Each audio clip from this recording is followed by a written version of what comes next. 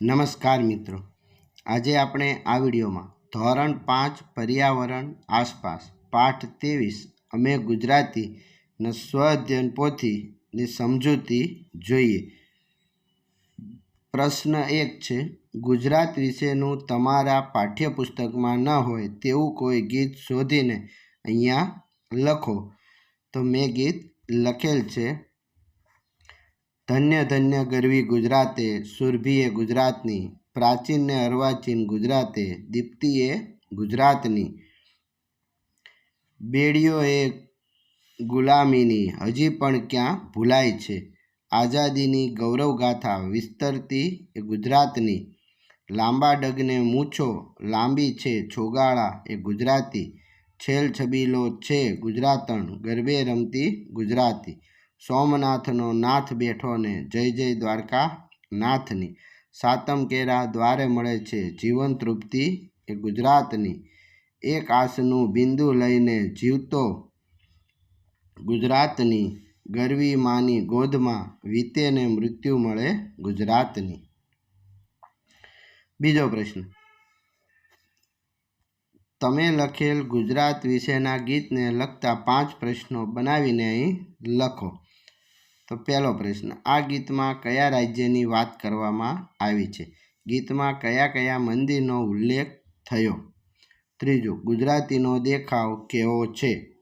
ચોથું, કવિ કયા મૃત્યુની આશા રાખે છે? 5, કાવ્યને યોગ્ય શીર્ષક આપો. પ્રશ્ન ત્રીજો, વિકલ્પો.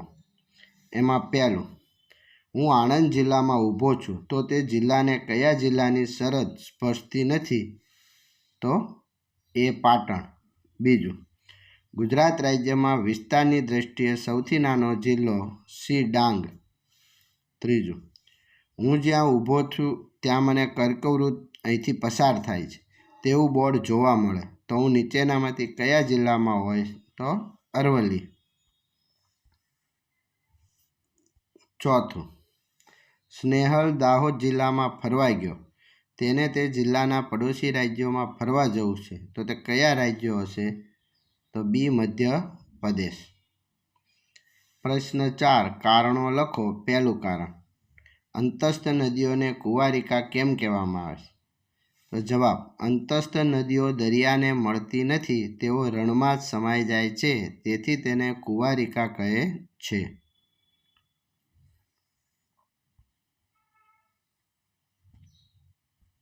બીજો પ્રશ્ન, ડૉક્ટર વર્ગીસ કુરિયનને શ્વેત ક્રાંતિના પ્રણેતા કહેવામાં આવે છે.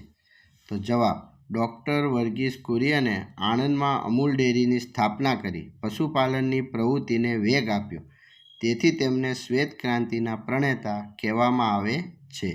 ત્રીજો પ્રશ્ન, સાપુતારાને હવા ખાવાનું સ્થળ કહેવામાં આવે છે.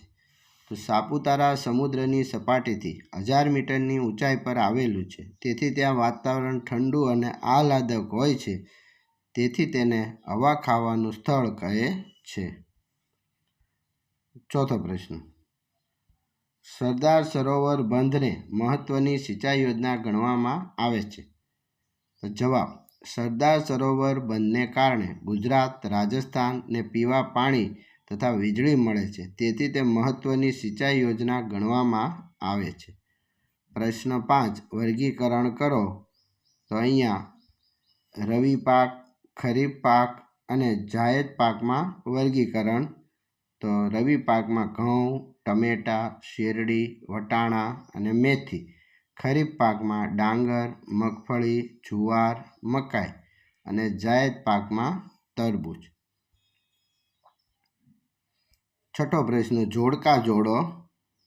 પહેલું, સ્ટેચ્યુ ઓફ યુનિટી, તો એમાં આવશે ક, નર્મદા. બીજું છે અમૂલ ડેરી, તો આણંદ. ત્રીજું, અંબાજી માતાનું પ્રખ્યાત મંદિર, તો એ આવશે બનાસકાંઠા. ચોથું, રાણકી વાવ, તો પાટણ. અને પાંચમું, સાપુતારા, તો ડાંગમાં આવશે.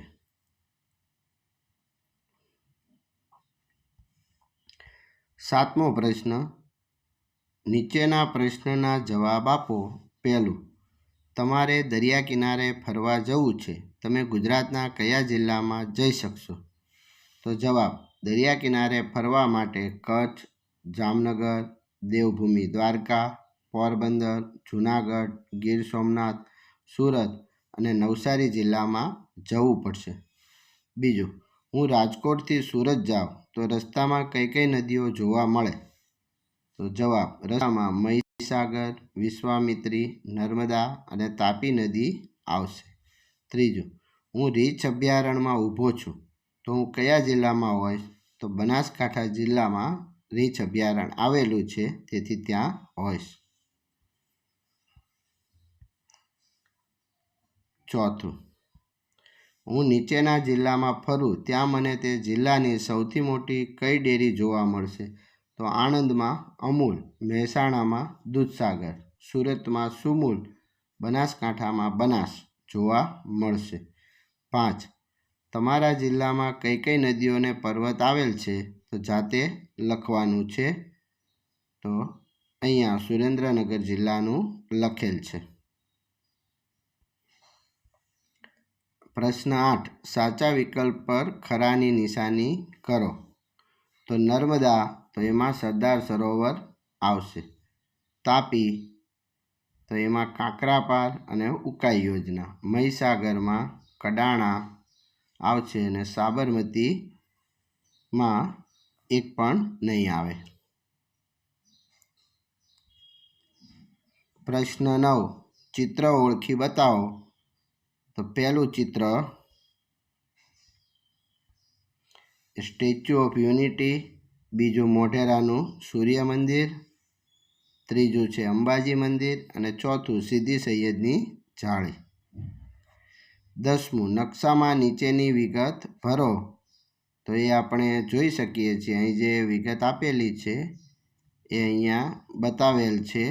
એ જોઈએ કે ગાંધીનગર, પછી કર્કવૃત, કચ્છનો અખાત, અરબ સાગર, ગીરનું અભયારણ્ય, સ્ટેચ્યુ ઓફ યુનિટી, ખંભાતનો અખાત, સોમનાથ, સાપુતારા વગેરે. આભાર મિત્રો.